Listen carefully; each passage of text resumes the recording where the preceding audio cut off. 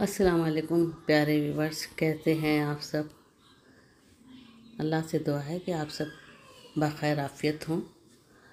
एक सच्ची तहरीर, हकीकत पे मबनी एक तहरीर जो मकसूद अली साहब ने लिखा है, और उन्हीं कहते हैं कि मेरे एक दोस्त की बीवी की सच्ची आप बीती है। ये उनकी फरमाइश पर ही ये तहरीर उन्होंने लिखी, कई साल पुरानी है। तो उनका ही ये अफसाना मैं पेश कर रही हूँ जो हकीकत से मबनी है, तो मुलाहिज़ा करें। असर की नमाज से फारिग हुई ही थी कि दरवाजे की घंटी बजी। देखा तो पड़ोस का बच्चा 2 तरह के हलवे लाया था। शुक्रिया के साथ लिए और उसे रुखसत किया। हलवा क्या था? यादों की बारात थी जो आँखों को नम करके चली गई, और माजी का एक एक मंज़र आँखों के सामने घूमने लगा। ऐ मैं हूँ, दरवाज़ा खोल। शब बारात से 3-4 दिन कबल वो आती और कहती, अरे अनवार की लुगाई, तुझे कुछ खबर भी है भुलक्कड़? शब बारात में 4 दिन रह गए हैं और तूने अभी तक मुझे पैसे नहीं दिए। हलवों का सामान भी लाना है, दाल भी पीसनी होगी। चल पैसे दे जल्दी से। वो बड़े चाव से आती और मुझसे हलवे के पैसे ले जाती। वो मेरी फूफू सास थीं, जिन्हें और सब तो आपा कहते थे, लेकिन मेरे लिए वो फूफी जान थीं। मेरी शादी चूँकि ख़ानदान से बाहर हुई थी, सो सब कुछ नया था मेरे लिए। रस्म व रिवाज, लोगों की आदत व एतवार, त्योहारों के तरीके वगैरह। ऐसे में फूफू जान की हुस्न पहलवी शख्सियत मेरे लिए नेमत और गैर मुतरफ़्क़ा थी, जो कि मेरे लिए एक बैक वक्त फूफी सास, शफीक माँ और सबसे बढ़कर सच्ची और मुखलिस दोस्त थी।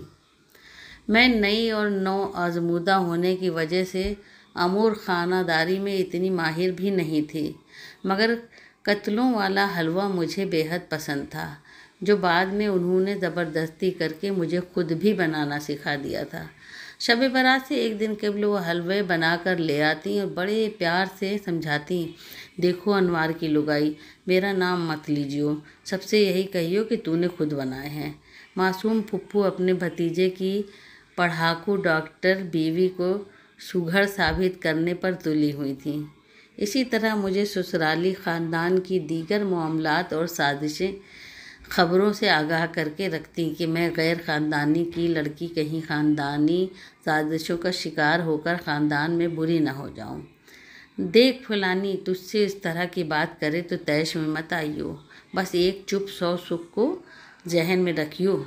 गरज कि वो मुझे तरह तरह से समझाती रहती थी। उनकी वो इस्लाही नसीहतें, मेरी एक आवाज़ पर उनका भाग भाग कर आना मुझे आज तक नहीं भूलता। वो कहती, देख तू मुझे कभी भी बुला लीजियो, मैं आ जाऊंगी, पर सुबह के वक्त मत बुलाइयो। सुबह को मैं कुरान पाक, यासीन शरीफ और कलमे वगैरह पढ़ती हूँ। मैं कहती, फुप्पू ये बेबी बहुत रो रही है और मुझे ड्यूटी में जाना है। दवा भी दे दी मगर चुप नहीं हो रही। वो कहती, अरे तू हट एक तरफ, मैं अभी मस्जिद के मौलवी साहब से दम करके करा के लाती हूँ।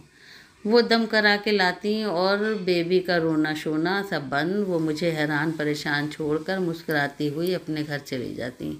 मैं कभी उनके घर जाती तो मेरे ससुरालियों में मेरी इतनी तारीफ़ें करके रखी होती कि मैं खुद हैरान रह जाती थी। मैं उनका कोई ज़रा सा भी काम कर देती, दवा दे देती तो इतनी ढेर सारी दुआएं देती और मेरी तारीफ़ों में ज़मीन आसमान के कुलाबे मिला देती कि मैं शर्मिंदा होकर रह जाती।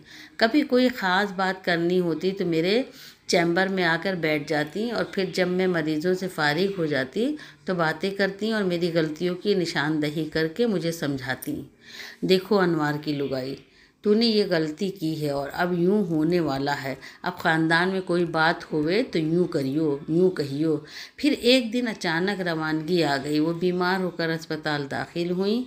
मैं मिलने गई और उनसे शिकवा किया कि फूफू जान, क्या यही मोहब्बत है? आप इतनी बीमार हुई और मुझे बताया तक नहीं। वो बोली, देख अनवार की लुगाई, और फिर आंखें मूंद लीं हमेशा के लिए। तब पता चला कि उन्हें मुझसे कितनी मोहब्बत थी। शब बारात अब भी हर साल आती है, मगर अब कोई दरवाज़ा नहीं खुलवाता।